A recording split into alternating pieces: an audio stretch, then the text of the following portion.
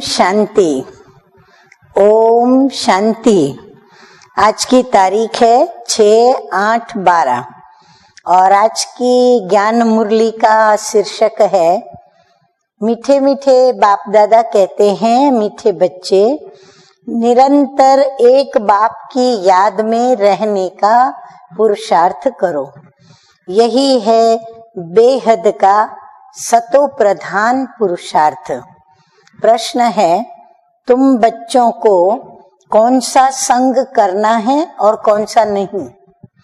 उत्तर है, जो ज्ञान की रूरिहान करते हैं, सर्विसेबल हैं, उनका ही संग करो।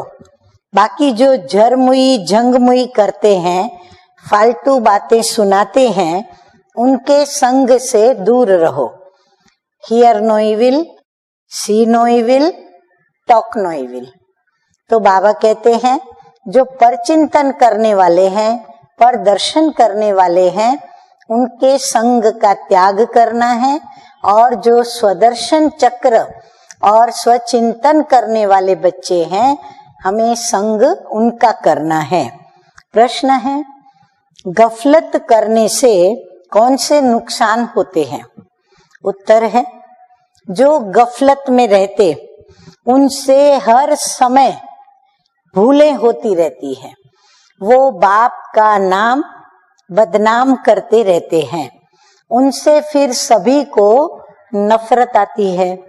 वह गोल्डन एज में पहुंचते नहीं, फिर बहुत कड़ी सजा के भागी बन पड़ते हैं। गीत बजा है, माता ओ माता तू सबकी भाग्य विधाता। धारणा के लिए मुख्य सार है, नंबर 1, अविनाशी झोली अविनाशी ज्ञान रत्नों से भरकर अपना श्रृंगार करना है। तो अविनाशी झोली कौन सी है? बुद्धि रूपी अविनाशी झोली में अविनाशी ज्ञान रत्न जो हमें शिव बाबा ब्रह्मा बाबा के द्वारा देते हैं, उन रत्नों को भरना है, अर्थात स्मृति में रखना है। और फिर अपना श्रृंगार किससे? जो ज्ञान सुना, तो जो हमें दैवी गुणों की समझ मिली, तो उन रत्नों का श्रृंगार बनाकर अर्थात दैवी गुण धारण करके अपना श्रृंगार करना है। माना हमें स्वयं को गुणवान बनाना है। अतीन्द्रिय सुख के लिए बुद्धि को ज्ञान से भरपूर करना है। और जो ऐसे झोली अपनी ज्ञान से भरते हैं बुद्धि रूपी, उनको अतीन्द्रिय सुख का भी अनुभव आता है। नंबर 2 है, धूतीपना बहुत नुकसान करता है। अब ये धूतीपना क्या है?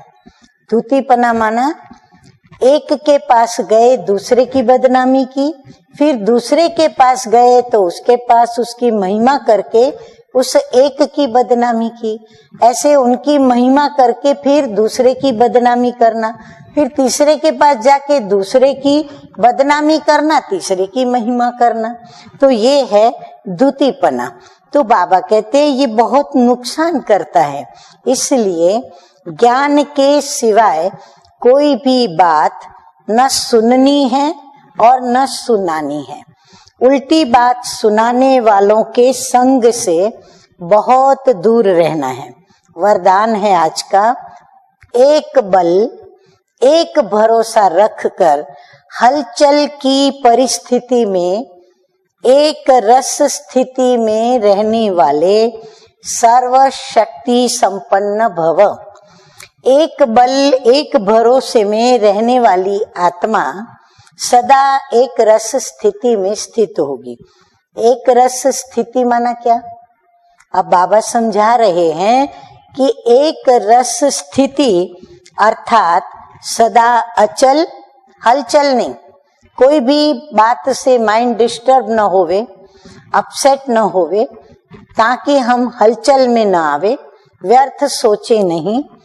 एक बाप के द्वारा सर्व शक्तियां प्राप्त कर सर्वशक्ति संपन्न रहने वाली आत्मा कैसी भी हलचल की परिस्थिति में अचल रह सकती है। बाबा कहते हैं इसीलिए सर्व शक्तियों को भरना होगा। एक रस स्थिति का अर्थ ही है एक द्वारा सर्व संबंध, सर्व प्राप्तियों के रस का अनुभव करना। उसे और कोई भी संबंध अपनी ओर आकर्षित नहीं कर सकते। स्लोगन है आज का, बेहद सेवा की श्रेष्ठ वृत्ति रखना ही कल्याणकारी बनना है। सिर्फ स्वयं के कल्याण का नहीं सोचना है, सिर्फ 2-4 आत्माओं के कल्याण का भी नहीं सोचना है, परंतु पूरे विश्व के अंदर जब जो भी आत्मा दुखी, अशांत या कल्याण में है तो उसके प्रति हमें कल्याण का सोचना है। अच्छा, मीठे मीठे, आज बाबा ने बड़ा फर्स्ट क्लास टाइटल दिया है, मीठे मीठे ज्ञान गुलजारी। ज्ञान योग के पुरुषार्थी बच्चों को माता पिता बाप दादा का याद प्यार और गुड मॉर्निंग। रूहानी बाप की रूहानी बच्चों को नमस्ते।